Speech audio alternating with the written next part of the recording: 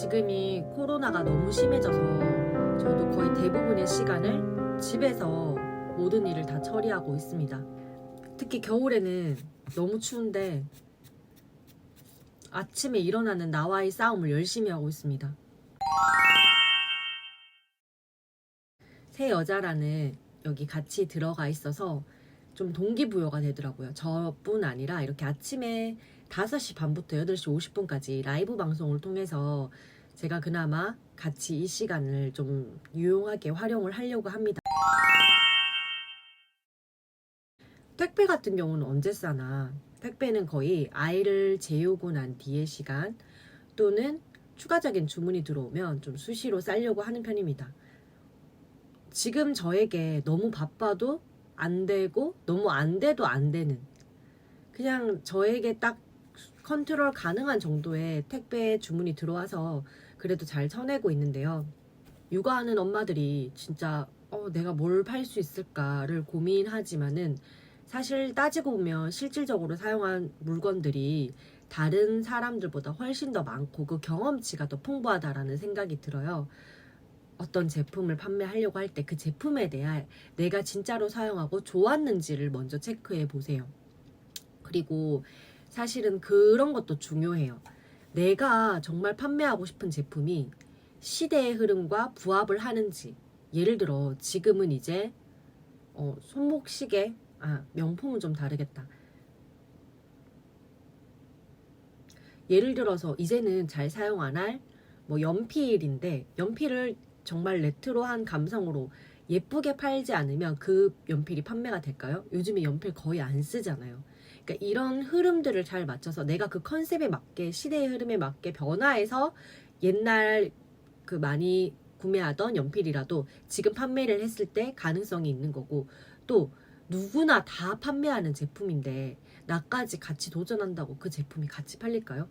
이게 소비자들이 진짜 많이 판매가 된다. 판매 1위, 베스트 1위 제품. 근데 그게 내가 판다고 그 제품이 잘 팔리는 건 아니에요. 그래서 그런 부분까지 같이 생각을 해야 돼요. 총 3가지를 생각을 해야 되는데 시대의 흐름. 정말 이 시대에 내가 유행하는 그 흐름에 맞춰서 이 변화하는 세상 디지털화되고 점점 이렇게 친환경적이게 되고 이런 것들을 맞췄을 때 내가 그 흐름에 따라가서 물건을 판매하고 있는가. 그리고 고객의 니즈, 당연히 고객의 불편함을 내가 해소시킬 수 있는 물건인가. 또 판매하고자 하는 제품인가. 일단 내가 판매하고자 하는 제품을 저는 판매하라고 얘기하고 싶은 게 그래야지 그 제품에 대한 자신감이 붙어요.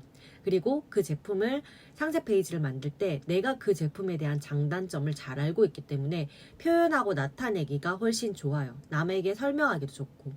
내가 그 제품에 대해서 모르면 어떻게 우리가 그 제품을 신뢰하고 사람들이 구매할 수 있을까요? 그쵸? 그래서 근데 저 역시도 사실은 고객님들 반응을 보면서 직접 겪어보고 있어요. 이 제품 괜찮은데? 라고 생각해서 제가 직접 셀렉을 해도 이후에 보면은 고객님들이 구매하고 그 리뷰를 보면서 좀 반응들이 보이거든요. 그러면서 조금만 사입하거나 조금만 들여와서 일단 반응을 보는 것도 되게 중요하다라는 생각이 듭니다. 그리고 판매할 제품이 있다라는 것도 정말 중요하지만 거래처가 정말 안정되고 확실한가. 저는 이 부분을 사실 많이 놓쳤어요. 지난 한 1년 넘게 제가 처음부터 애용했던 그 거래처가 지금 망했거든요. 그렇게 되고 보니까 그 거래처가 약간 불안정해지는 게 그 전에 조금씩 보였어요. 예전보다 뭔가 어려워지고 있구나. 예전보다 좁은 곳으로 이사를 갔네? 막 이런 느낌들이 저를 불안하게 했고, 제가 유일하게 물건을 사입하는 곳이 그쪽이어가지고, 그게 없으면 내 스마트 스토어 역시 없다라는 생각이 드니까 되게 많이 흔들리고 불안했어요.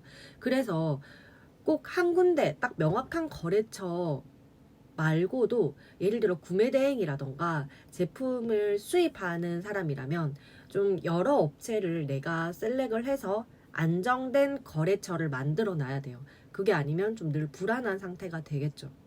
그리고 만약에 진짜 좋은 제품이라면 내가 봐도 좋은 제품인데 다른 셀러들이 보면 그 제품이 좋다라고 생각을 안 할까요? 그것도 정말 좋다라고 생각을 모두 다 할 거란 말이에요. 그래서 셀러들끼리의 어떤 경쟁도 더 치열해지고, 그리고 공급자들도 가끔 보면 조금씩 갑질을 하더라고요. 지금 전체적인 재료비라던가 인건비가 상승하면서 매년 조금씩 물건 값이 오르는 것 같아요. 제 느낌엔. 예를 들어 작년에 주문했을 때는 800원이었던 도매 가격이 지금은 900원을 달라.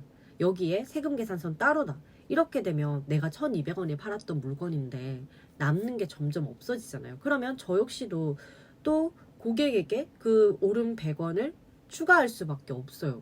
왜냐면 1200원인데 800원 주고 떼왔다 하더라도 남는 게 원래 수수료랑 다 빼면 없는 데다가 결국 이런 구조들이 소비자에게 돌아가는 거죠. 그래서 안정된 거래처 한 곳만 믿지 말고 여러 군데를 좀 뚫어놓는 게 좋은 것 같아요.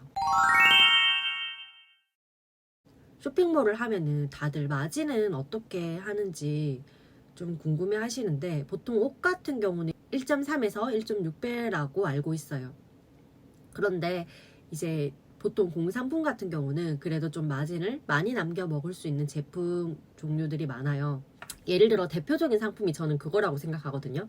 겨울철에 눈이 많이 와서 이번에 오리 모양, 뭐 눈 모양 이런 식의 모양 만드는 그 틀이 되게 유행했잖아요. 근데 그 제품이 뭐 중국에서 직접 내가 사입을 하면 4,500원, 한 개에 4,500원짜리 가격인데 실제로는 2,000원, 3,000원에 팔고 있어요. 그런데 막 눈썰 매장 같은 데 가면 하나에 5,000원, 6,000원에 팔고 있더라고. 그러면 400원, 500원짜리를 수입해서 6,000원에 팔면 도대체 몇 배의 마진일까 엄청나다라는 생각이 드는 거죠.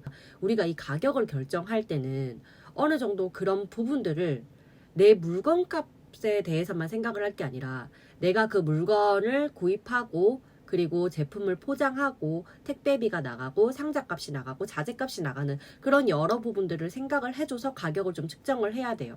사실은 뭐 한 1.3에서 1.5배 받아서는 남는 게 거의 없다라고 할 정도로 광고비나 다른 쪽 영역에서 많이 쓰이더라고요. 그래서 저는 그냥 한 2배 이상, 2배에서 3배 정도까지가 그 제품의 가격을 정하는데 좀 좋다라는 생각이 들어요. 그 발품을 팔아서 이렇다 보니까 발품을 팔아서 가격을 낮추는 것도 셀러의 능력이고, 어떻게든 우리는 판매자 입장이기 때문에 가격을 조금이라도 내려서 소비자들한테도 싸게 판매를 해야 되는 것이 또 현실인 것 같습니다. 슬기로운 마진들을 우리가 각자 좀 생각을 해서 잘 측정하셨으면 좋겠습니다.